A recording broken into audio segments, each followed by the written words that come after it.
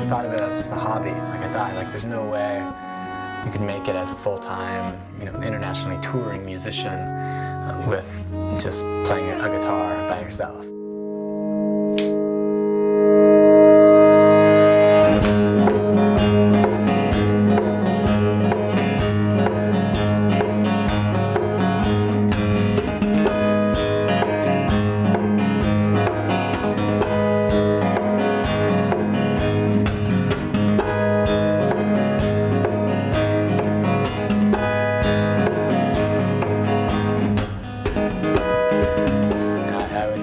If you're going to be like a professional musician, you have to be a great singer.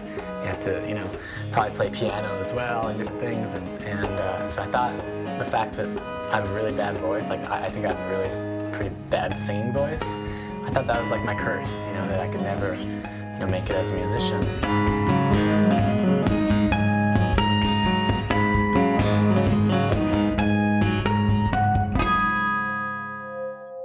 I do get to tee up Trace Bundy, who's back with us. Love the nickname, love the skills. The Acoustic Ninja, the pride of Boulder, Colorado, winner of the Fan Jam. He's got plans to... I think growing up, I never ever would have expected to have fans all over the world.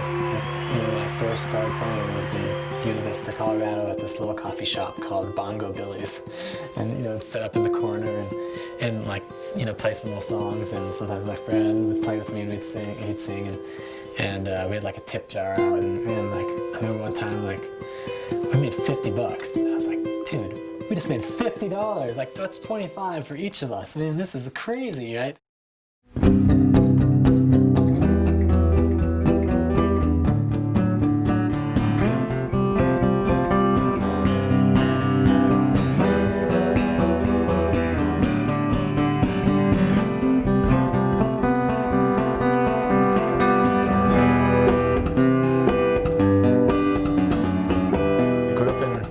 Colorado, tiny town. I first got into guitar playing because of my brother. We were walking around town and there was this yard sale, and this guy, I remember his name was Herbie, he was one of my classmates, and he was selling this like really cheap acoustic guitar for $10. We each literally had $5 in our pocket, and so we like put it together and like bought this acoustic guitar. I think I was 10 or 11 years old, and started out with a pick, but then I figured out if I kind of lost the pick, I could use all my fingers, and I got pretty comfortable finger picking at that point, and it kind of paved the way for this interest in using all of my fingers on the guitar in as many different ways as possible.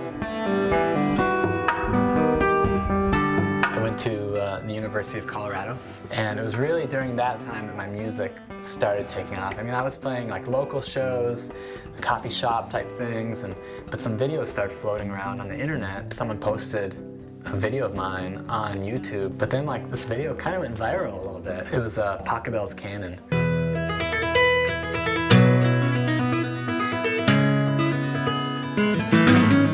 It has a couple million views, and people started like spreading around these YouTube videos and posting them in different places and emailing their friends, and for most of my career, like if I would ask people like, how did you hear about me? The answer was almost always YouTube.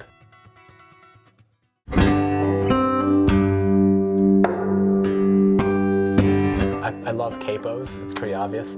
It opens up so many like opportunities of different kind of note combinations without actually changing tuning.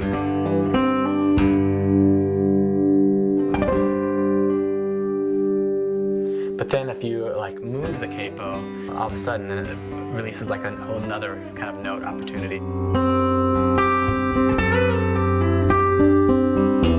I started customizing the capos so that I could get different notes to ring through, and anytime something wasn't sounding right, I would just take a capo and take like my files and my saws out and my grinder and customize it.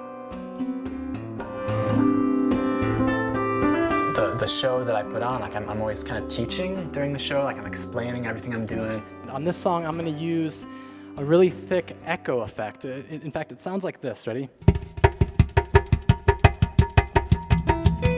I'm telling stories. There's some humor built in. Now I'm not going to sit because heavy metal people don't sit on stools. It's like we're all having like a really fun time, and so like people who never thought they would enjoy a guitar concert like leave and they say like, man, that was one of the coolest concerts I've been to. Like I hear that a lot, which is so like humbling to me.